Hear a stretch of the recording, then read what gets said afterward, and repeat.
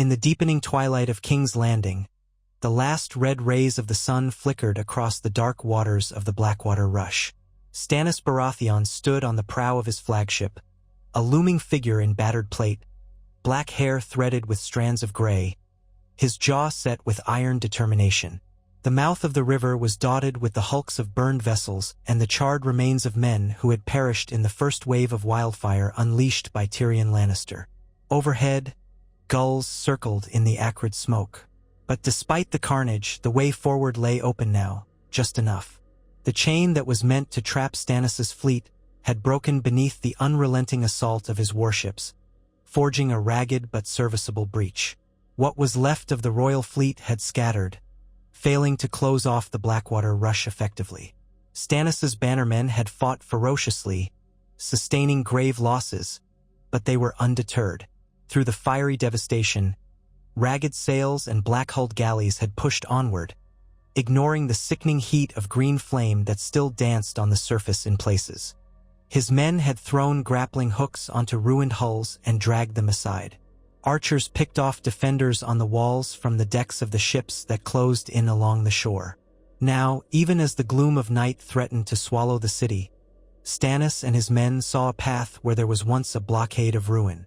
The battered remnants of his fleet pressed forward toward the quays beside King's Landing, close enough that the shouts of the defenders carried across the water. He could hear the thud of enemy trebuchets hurling stones and the responding cries of his own men returning fire. The promise of a storming victory hung thick in the air. Were there regrets? Stannis did not permit himself such weakness. He knew only that he was the rightful king of the Seven Kingdoms by the laws of succession, and he would do what was required to claim his throne.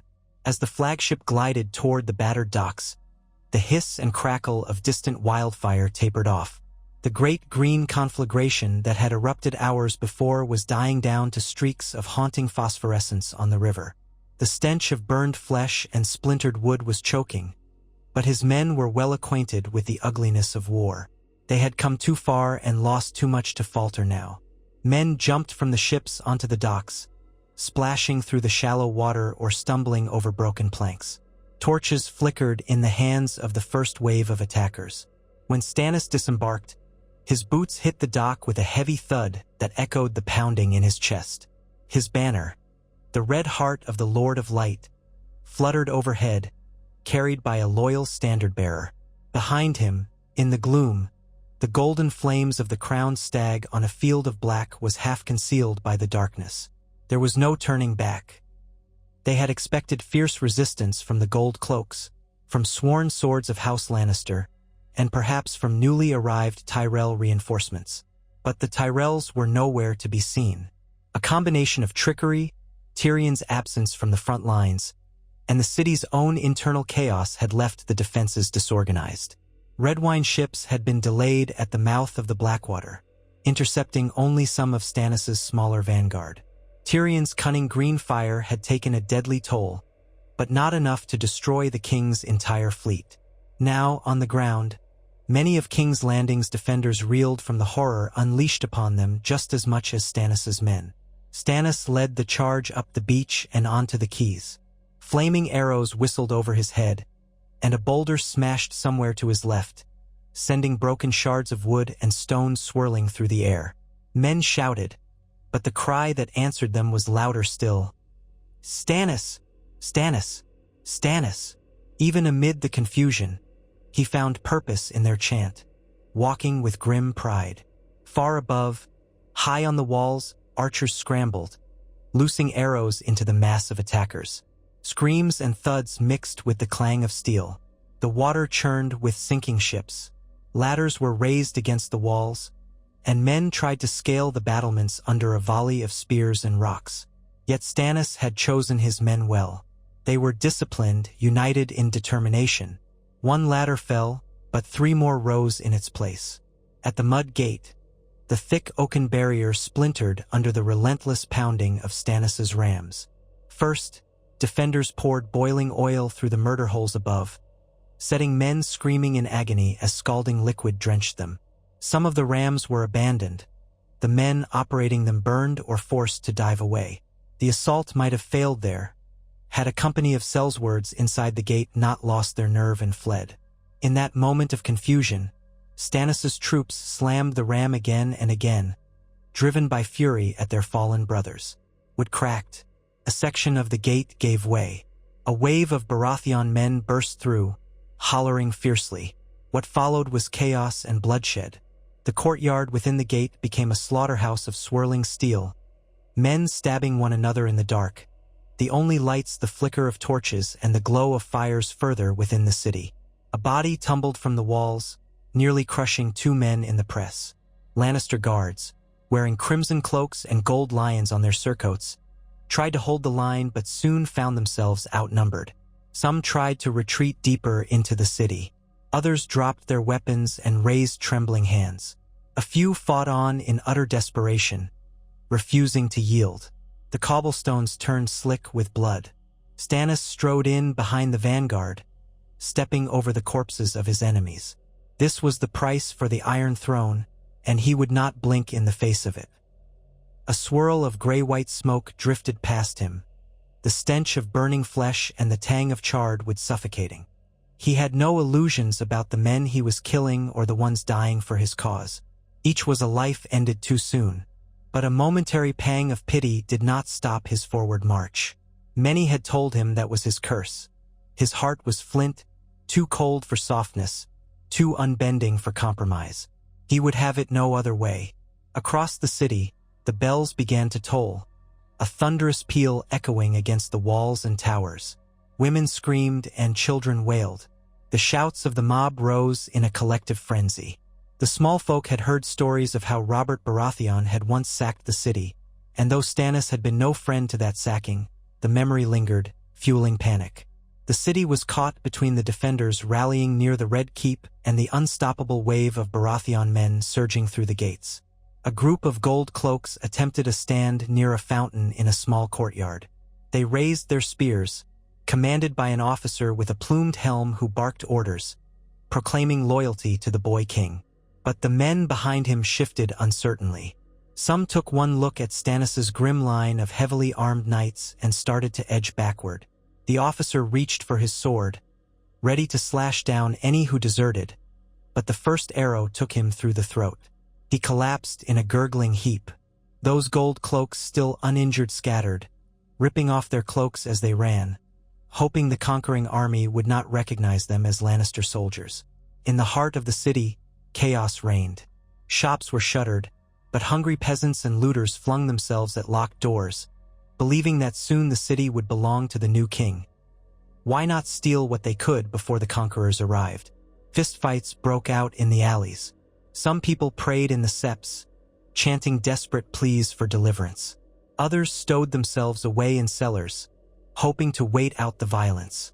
The wealthy cowered in their manses or fled to the Red Keep, trusting in the high walls and the presence of the Kingsguard. Atop the battlements, Tyrion Lannister had taken to the walls earlier, but by some stroke of misfortune, perhaps a betrayal from within or simply the unstoppable tide, he lost command of the vantage points that had once been crucial for pouring wildfire onto Stannis' fleet. Word reached him that the chain had snapped under the heavy galleys. The plan, so cunning in theory, had collapsed in execution, possibly because one of the engineers loyal to House Lannister had died in the first wave of green flames, leaving the system in disarray. Maybe a saboteur had intervened. Tyrion was left with only pockets of men, many of them fearful, mutinous, or exhausted beyond sense. He fought valiantly, cursing the gods at every step, but soon found the city gates were overrun.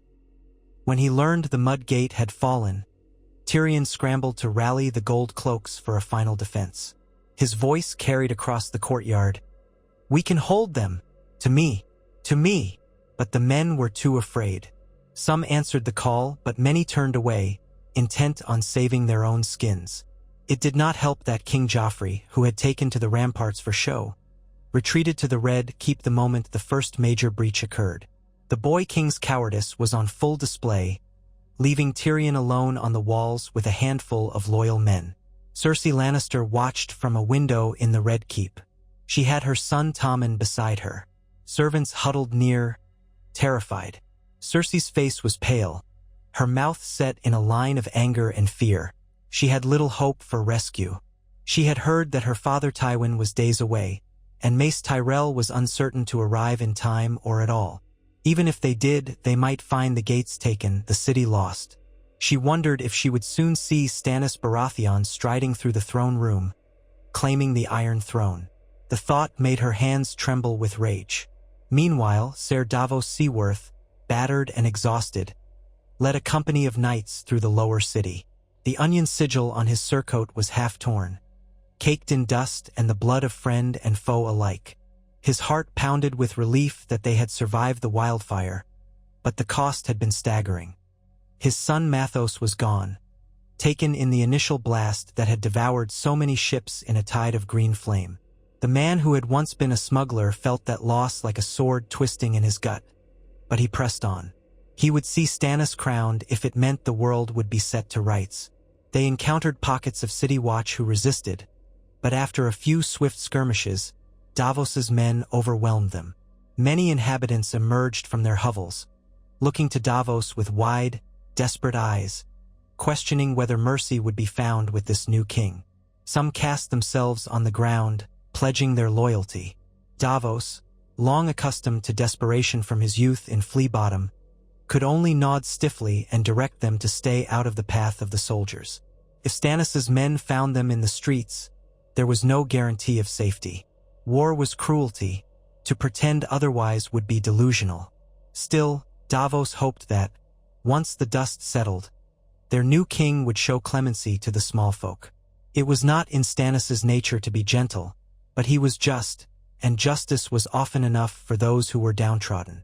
It had been the promise that beckoned Davos to Stannis's side in the first place. Progressing deeper into the city, Davos glimpsed flickers of flame among the rooftops. It seemed small pockets of the city were catching fire. Whether sparked by wildfire or by men in the chaos, it was impossible to say.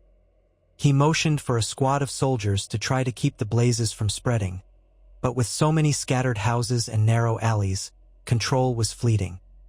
Men rushed about, carrying buckets of water or rummaging for valuables. Others dragged the wounded out of the path of destruction. Screams mingled with the roar of distant flames. Stannis himself reached the city's main thoroughfare, leading a wedge of heavily armored knights and footmen.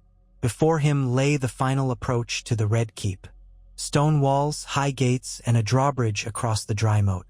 If the defenders had regrouped anywhere, it would be there, safeguarding the king and the queen regent. Stannis allowed himself a brief moment of satisfaction. The rest of King's Landing was crumbling into his hands. Only the Red Keep stood between him and ultimate victory.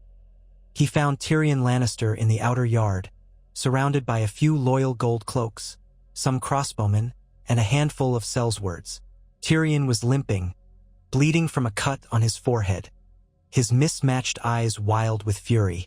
Steel clashed as more Baratheon men poured in behind Stannis, forming a ring. Tyrion twisted, parrying a blow aimed at him, and gutted a knight who had charged too boldly. The gold cloaks tried to flank the attackers, but they were outmatched and outnumbered. Arrows thudded into the handful of Lannister loyalists. Stannis advanced, sword in hand. Tyrion stared at him, defiance etched into every line of his face. "So you've come to claim your throne, Lord Stannis?" Tyrion spat, breathing ragged. "Is it truly worth all this blood?" "I am the rightful king," Stannis answered. "If you lay down your arms, you'll live to see the dawn." Tyrion laughed bitterly. Promises from a usurper. How many rightful kings must Westeros endure? Stannis's lips tightened. He advanced another step, sword raised. Tyrion stood his ground, but a crossbow bolt zipped past his shoulder and struck one of his men, sending him to the ground. Within heartbeats, the last of the Lannister loyalists were cut down or in flight. Tyrion, alone, brandished his axe, chest heaving. A hush fell over the courtyard. Stannis could see no point in shedding more blood if it could be avoided. "Yield, imp," he said in a cold, commanding voice. "Your city is lost." Tyrion clenched his jaw. He looked around, saw that there was no escape. Slowly, he let his axe slip from his fingers. His posture sagged in defeat as men rushed forward to disarm and restrain him. In that moment, Stannis felt a flicker of, was it respect? Tyrion had fought against impossible odds. Such courage, if properly guided, might be of use. But for now, he was a Lannister, a key piece in a game that Stannis would not allow them to continue playing from the shadows. Leaving his men to handle Tyrion, Stannis pressed on toward the Red Keep. Resistance there was fierce, for the remaining Lannister and Baratheon loyalists clashed in the front yard. Archers fired from the ramparts, while knights in burnished armor tried to hold the main gates. At the portcullis, Stannis' soldiers began to hammer and pry at the iron bars, determined to break through. Ladders were hoisted up the sides of the walls. Some men attempted to climb, only to be knocked back by defenders with pikes. Others set up catapults, ready to fling rubble or flaming pots of oil against the fortress walls. The Red Keep, tall and forbidding, loomed in the moonlight, a monstrous shape perched on the rocky promontory. The drawbridge was raised, but the mechanism for that drawbridge was inside the walls. Stannis' sappers had come prepared, though. They began placing charges of wildfire, a stolen supply from Tyrion's own stock, against the thick gates, shielded by wooden mantlets that bristled with arrowheads. A small battalion of crossbowmen laid down covering fire. More men shoved the mantlets forward, inch by inch, ignoring the arrows that clattered against the shields. Moments later, the night lit up in green. A thunderous blast shook the Red Keep's gates, sending chunks of wood and iron flying. Another explosion followed, as more wildfire caught. Cersei felt the tremor inside Maegor's holdfast, recoiling from the window as the shock wave rattled the panes. Tommen clung to her, tears streaming down his face. A swirl of smoke and green flame marked the battered portcullis. Stones tumbled from the ramparts, crushing defenders below in a shower of rubble. Cries of the wounded rose in shrill panic. Amidst the carnage, Stannis' men surged forward yet again. They formed a wedge, pikes forward, pushing through the shattered gates. The defenders within swung swords in desperation, but it was clear that the tide had turned. The courtyard inside the Red Keep erupted into a savage melee, torches bobbing and weaving among knights locked in mortal combat. At that critical juncture, the last of the Lannister heavy cavalry tried a charge, hoping to break the momentum of the attackers. Clad in gilded armor, they rode out with a wild yell, lances leveled. They smashed into the Baratheon front line, splintering shields and sending men sprawling. For a moment, it looked as if they might succeed in pushing the attackers back. But then the second wave of Baratheon infantry arrived from the breach, hooking the cavalry from the flank. The horses whinnied in terror, men were knocked from saddles, and the impetus of the charge faltered. It became a swirling chaos of horseflesh and steel. Up on a balcony overlooking the courtyard, Joffrey Baratheon stood trembling, flanked by a pair of Kingsguard knights. His golden hair glinted in the torchlight, and his hand shook on the hilt of a small sword. He was screeching commands that no one could follow amidst the fury of the battle. Below him, Lannister men were dying, the Red Keep being overrun. Faced with the horror of real war, Joffrey's petulance found no outlet save impotent rage and fear. Eventually, when a group of Baratheon archers began loosing arrows at the balcony, one of the Kingsguard dragged Joffrey inside, ignoring his shrill protests. Stannis walked through the chaos as if guided by an unerring sense of purpose. His sword arm was numb with fatigue, but he had no time for rest. Each step had to be measured. Bodies littered the courtyard. The flame of torches wavered, revealing glimpses of the once pristine castle grounds, now a battlefield. The moon cast a silvery glow on Stannis' crimson-stained armor. He was unstoppable, a man possessed by the righteousness of his claim and the vow he had made to bring justice to the realm. One of his knights, Ser Garland of the Stormlands, shouted that the main keep had been secured. A portion of the Lannister Guard had thrown down their weapons, while others had retreated deeper into the labyrinth of corridors. Stannis gave the order to search every room, to take any Lannister loyalists prisoner.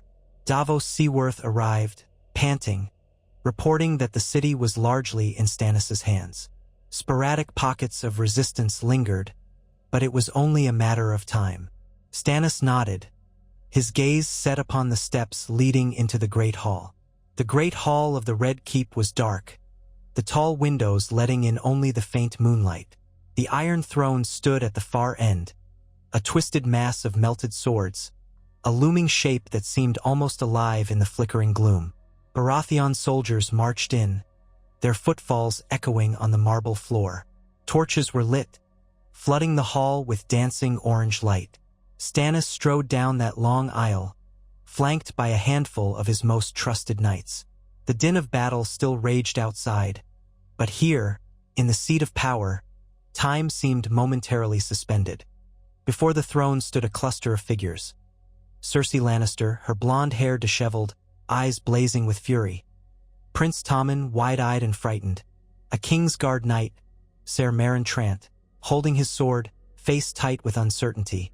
And behind them, a few trembling courtiers who had chosen to remain loyal to the Lannisters to the bitter end.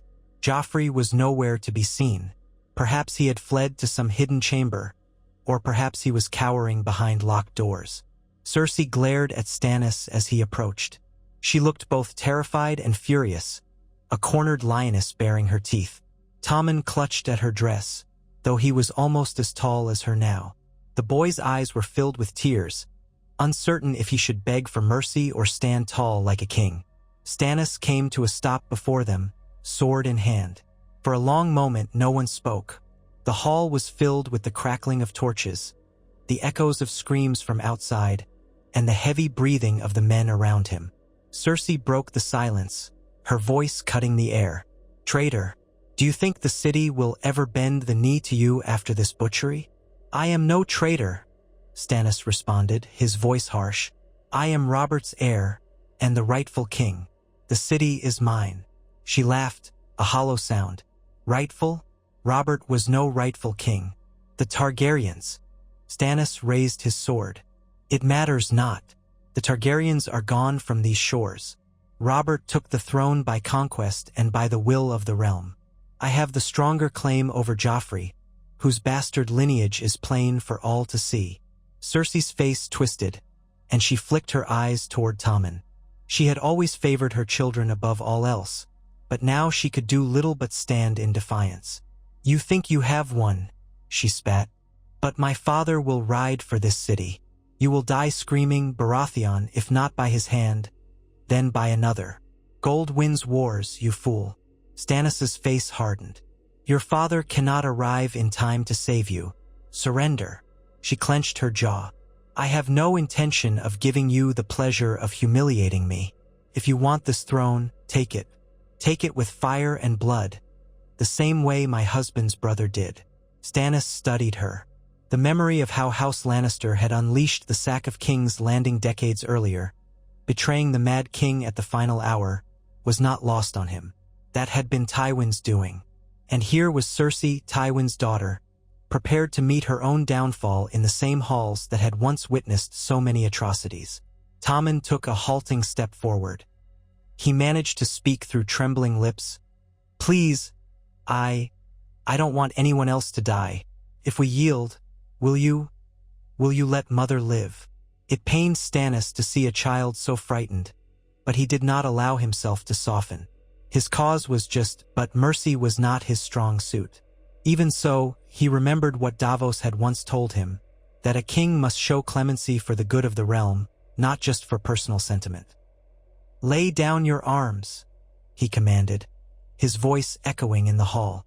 "I will spare those who surrender, but House Lannister must be held accountable. The boy is innocent of your sins, woman, but you are not." His gaze flicked to Cersei. "However, I do not kill unarmed women and children. Submit to my authority, and you may be granted the mercy of a trial." Ser Meryn Trant scowled, sword raised, as if he intended to fight to the death. But at a nod from Cersei, he lowered his blade, though he seethed with anger. It was a final gesture of defiance turning to resignation. The courtiers behind them sank to their knees.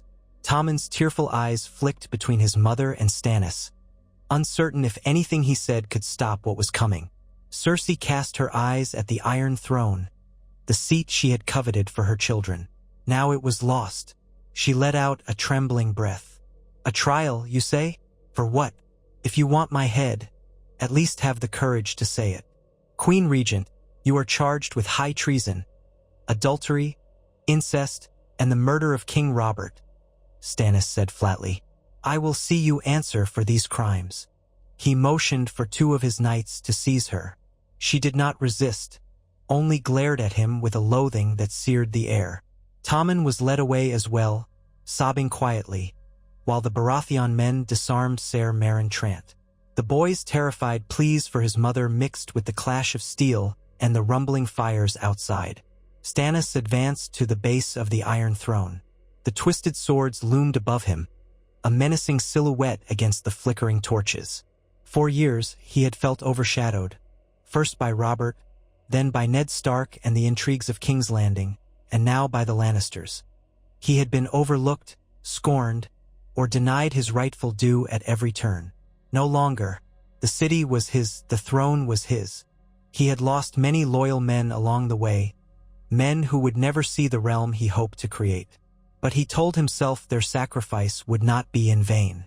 He climbed the steps. The metal seat was as forbidding as the histories said. 1,000 swords hammered together by dragonfire. A seat meant to intimidate and remind the ruler that no throne was truly comfortable. He turned to face the hall. His knights knelt.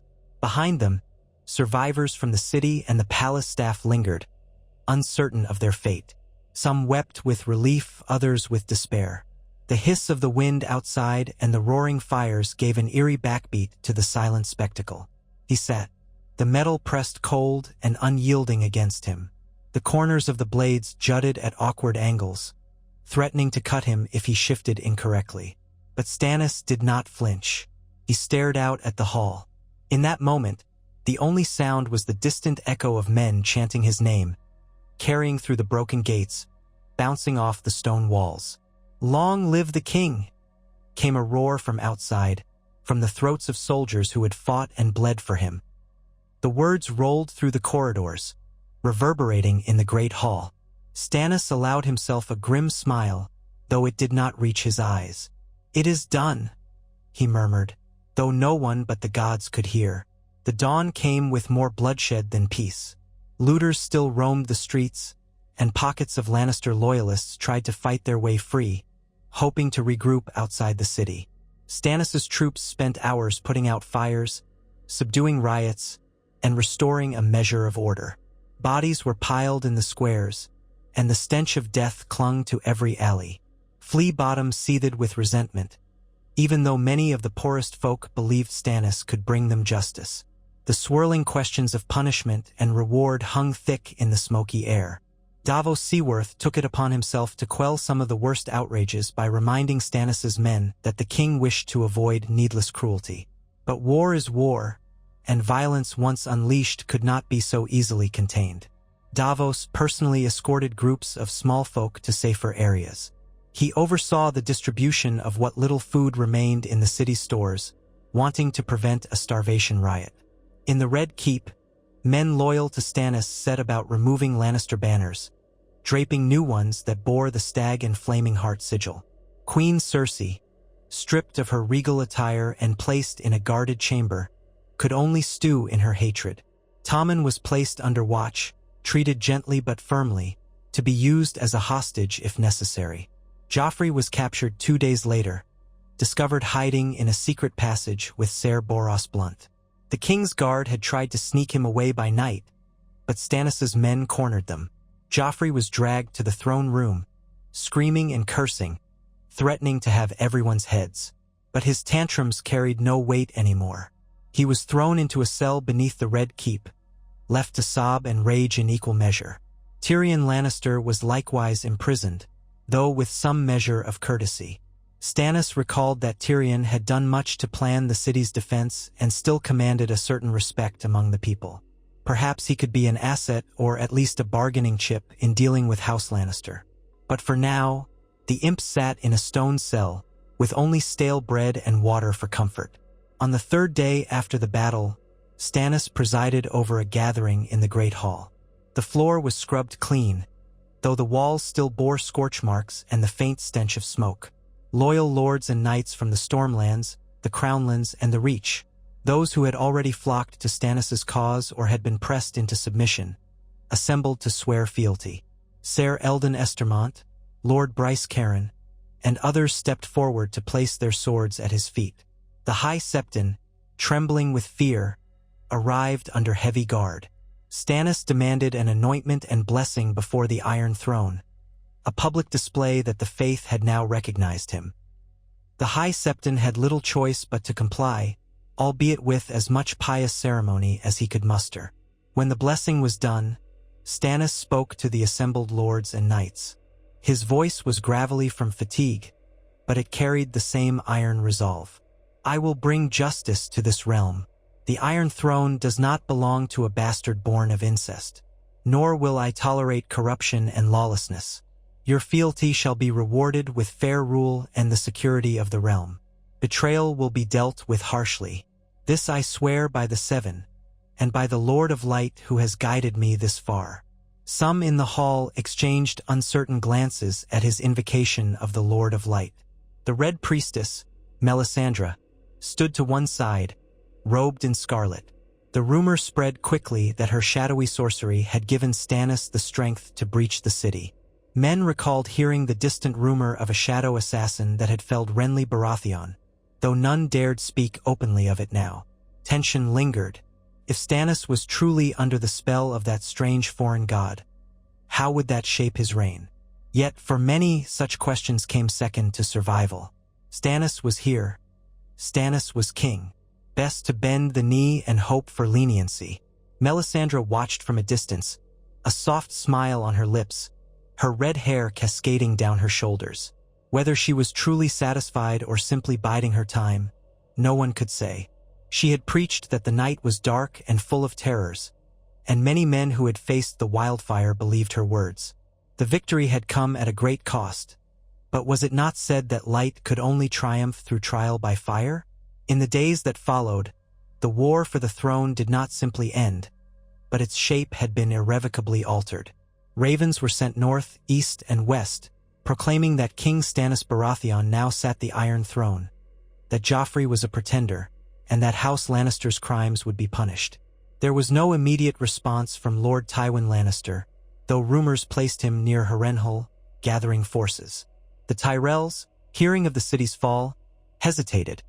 Some accounts claimed Mace Tyrell had turned his army around to defend Highgarden rather than risk an uncertain battle. Others whispered of secret negotiations between Stannis and the Reach. Winterfell, still under threat from the Ironborn, remained distant from the new king's immediate concerns, though a few urgent messages arrived from the north asking for royal assistance against the raiders who had taken Torrhen Square and Moat Cailin. Stannis neither promised assistance nor refused it outright. His hold on King's Landing was too precarious, his resources stretched thin. Robb Stark remained king in the north, and Stannis was not prepared to recognize that title. Yet if the Iron Throne was to be truly secured, he could not ignore the north forever. In the city itself, a council was hastily formed to restore some semblance of order. Stannis named Davos as his Hand of the King, a move that shocked many, outraged some, and encouraged those who believed in Stannis' sense of justice. Davos was no lord, but he had proven his loyalty beyond question, and he was perhaps the only one Stannis could fully trust. The small council seats were offered to men who had proven their worth, those from houses that had bent the knee, or knights who had served Stannis well. A few old advisors lingered, uncertain of their place in this new regime. Some fled the city, seeking refuge with other lords who might still resist Stannis' rule. As the new hand, Davos faced a city in dire straits. The food stores were low, the gold cloaks were disorganized, and refugees crowded at the gates. Disease threatened to spread. Davos directed the city watch to confiscate hidden caches of grain from wealthy hoarders, ensuring they were distributed fairly, or as fairly as possible under such chaotic circumstances. He organized a rudimentary city guard, led by men who had proven their loyalty. He ordered a halt to any wanton reprisals against Lannister loyalists, insisting that if the king wanted to rule, he must temper justice with restraint. Stannis tolerated these measures, though impatience gnawed at him. He needed to press his advantage while the Lannisters reeled. He studied maps of the Crownlands, the Riverlands, and beyond, conferring with commanders day and night about the next step. The Iron Throne was his by law, but law had never been the sole determinant of power in Westeros. He needed alliances. With Renly dead, the Baratheon cause might unify behind him, but the Tyrells had thrown their weight behind Renly first. Would they now shift to Stannis? The Martells in Dorne remained silent, though they had their own grudges against the Lannisters.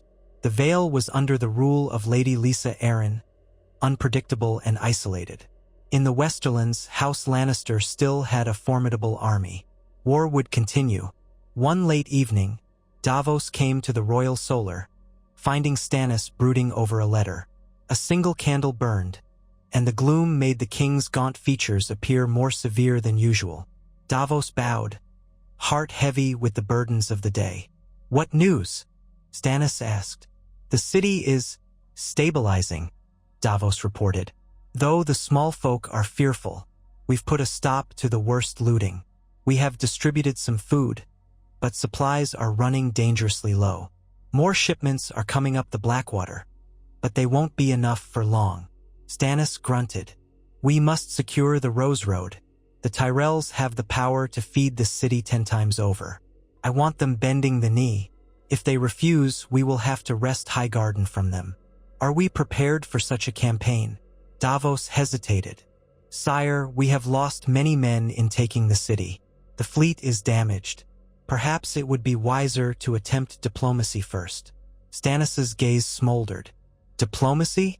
I gave them that chance when Renly still lived. They chose to side with a pretender, and then they left the city to fend for itself. Do they not see that I am the rightful king?" "Men see what is in their interest to see," Davos said quietly, "and many lords will stand with the side that promises them greater security and reward. We must make it clear that allying with you is in their best interest. Otherwise, we risk driving them back to the Lannisters or into open rebellion." Stannis rubbed a hand across his mouth.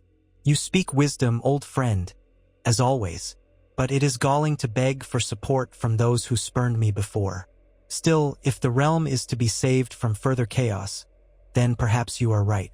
Draft a letter to Mace Tyrell, offering terms. Promise them recognition of their lands and titles if they submit. Offer them a seat on the council." Davos exhaled in relief. "A sensible approach, sire. I will see it done." Stannis rose from his seat, stepping to the window.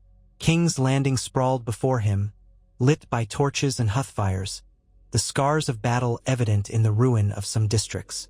The Red Keep's outer walls bore fresh patches where the siege had blasted gaping holes. Even so, the city was now his seat of power. The faint tang of ash drifted on the breeze, a reminder of wildfire's devastation. A rustle of robes behind them announced Melisandre's approach. She inclined her head gracefully. "Your Grace, the night is dark, but your light burns bright. The Lord of Light has granted you victory. Now you must see his vision fulfilled." Stannis did not turn from the window. "Victory came through steel and sacrifice, and the men who followed me. The Lord of Light played his part, yes, but do not think I have forgotten what men gave their lives for." "Of course not, Your Grace," Melisandre said, dipping her head. "But remember that you were the chosen instrument of R'hllor. You have purged the city of false kings. You must now cleanse the realm of the false faiths that hold it back from salvation." Davos stiffened. He was uneasy at talk of forcibly converting the populace. Stannis had already demanded that the Seven accept him, and had insisted the High Septon bless him. Yet Melisandre's presence was never far, whispering in the king's ear about the glories of the Red God. There were rumors that she wanted the statues of the Seven torn down, the old septs replaced with temples to R'hllor. If that was Stannis's next step, the city might tear itself apart in religious strife. Stannis was silent for a long moment, as though weighing the options. Finally, he spoke in a low voice. "The realm has bled enough for now. I have no wish to ignite more conflict by forcing new gods on those who are not ready to receive them. The people may keep their 7.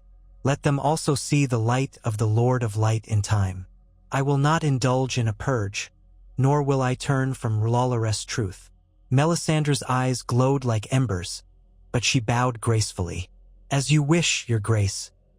The time will come, nonetheless." When she departed, Davos mustered the courage to speak. "Sire, if I might advise caution, the Red Woman is fervent in her faith.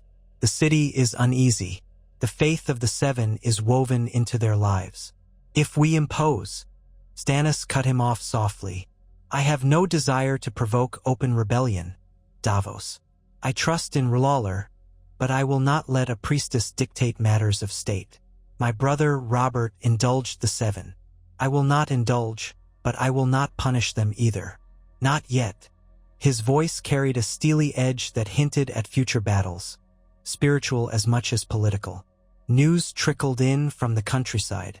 Some lords rose up in revolt, claiming that they would never serve the man who had sacked King's Landing. Others, cowed by the city's swift fall, bent the knee, hoping to avoid the same fate. In the Westerlands, Tywin Lannister called his banners, determined to avenge the humiliation inflicted upon House Lannister. Yet even Tywin could not ignore the strategic disadvantage. King's Landing was in Baratheon hands. If Tywin marched east, he left Casterly Rock exposed. The River Lords, nominally loyal to King Robb Stark in the north, might seize that chance to strike. The realm was a mosaic of shifting allegiances, each day a new rumor of betrayal or alliance. In the Red Keep, Stannis established a harsh but orderly rule. Thieves caught looting were punished mercilessly. Some hands were taken, and a few men were hanged as an example. Corrupt officials found guilty of embezzling or hoarding food were stripped of titles and property. Word spread that King Stannis was a fearsome but just ruler, one who made no exceptions for high or low birth. Trials began for those associated with Joffrey's rule, though some insisted they had only followed orders under duress. Others claimed ignorance of the incest that produced Joffrey. The king heard their pleas with cold eyes, but not everyone was condemned. He would punish only the truly guilty, and that standard was for him alone to define. Tyrion Lannister was brought before Stannis in a private audience, guarded by a dozen soldiers. The imp's face was bruised, but he still carried himself with a wry dignity. Davos was present, as was Melisandre, though she lingered in the corner like a silent shadow. Stannis eyed Tyrion. "You are one of the few Lannisters I've heard speak sense. They say you tried to save the city from Joffrey's cruelty, at least in part. Why should I not have your head for the crime of defending this false king?" Tyrion gave a mocking half-bow. "Your Grace, if you wanted my head, you could have taken it 10 times over already. I suppose you want something else, information, perhaps? Or to use me as a bargaining chip with my father." Stannis did not flinch from the truth. "Tywin Lannister might trade much to get you back. But I wonder, could you be of use to me as more than a prisoner? You have a way with cunning, a mind for riddles and sums. Such a man might be wasted in a dungeon." Tyrion's eyes flicked to Davos, then back to Stannis. "A proposition, then. You want me to serve as your master of coin or master of whisperers? Something of that sort? Are you not worried I'll betray you?" Stannis's voice was measured. "I'm not a fool, imp. I'll not place you in a seat of power without assurances. But if you were willing to put your wits to work for the rightful king, and if you vow to forswear your father's cause, I might spare you."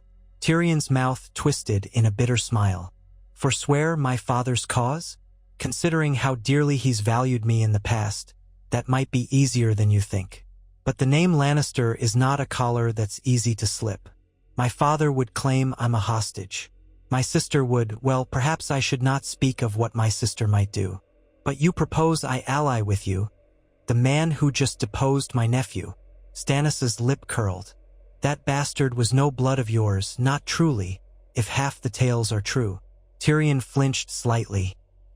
"He is, or was, my sister's son, but I'll not deny that he treated me poorly. Your Grace, if you truly believe in justice, know that I have done what I could to spare the realm needless suffering. Had my father or sister ruled unchecked, things might have been far worse. But I will not bend my knee to you lightly.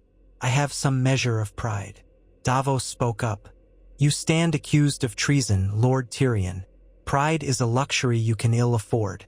Yet the king shows you mercy. Consider that carefully before you reject it." Tyrion nodded slowly. "I do consider it. Very well. If my father has taught me anything, it's that loyalty flows from need. If serving you means I might live, and if, in serving you, I can shape a better fate for King's Landing, then perhaps I have reason to accept. But I'll need guarantees of my own survival." "You'll have it, so long as you do not betray me," Stannis said. Tyrion offered a half-smirk. "Then I accept your kind offer, your grace. However, you might find that your justice runs into conflict with your ambition. When that day comes, be certain of who stands beside you." Stannis's eyes flashed, but he only nodded. "For now, you remain in custody, though with more comfortable quarters. Prove yourself, and you shall be rewarded accordingly." From that day on, Tyrion was given a suite of rooms in the Red Keep with guards posted at his door. The arrangement suited neither side perfectly, but it was a quiet acknowledgement that they needed each other. Stannis needed Tyrion's cunning, and Tyrion needed Stannis's tolerance to avoid a headsman's sword. All the while, Cersei languished in a far less hospitable cell, raging against the injustice of it all. Joffrey stewed in the black cells.